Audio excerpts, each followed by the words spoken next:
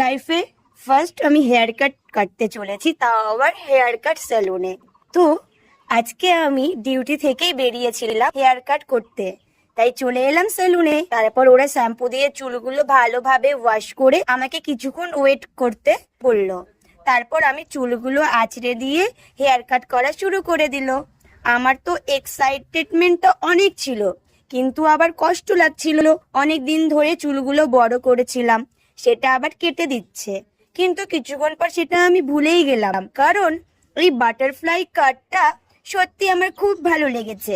তারপর কিছুক্ষণ আয়নার সামনে ফোন নিয়ে ঢং করে আমি এসে ফ্রেশ হয়ে চলে আসলাম কাকি বাড়িতে, কারণ বনুর জন্মদিন ছিল। আমার বাড়ি ফিরতে দেরি হয়েছে, তাই সবাই আমার জন্য অপেক্ষা করছিল। তারপর কেক কাটার জন্য সবাই টেবিল আর কেকটা সাজালো। তাহলে আমরা এই বনুর বার্থডে সেলিব্রেশন করি। তোমরা চ্যানেলটা সাবস্ক্রাইব করো।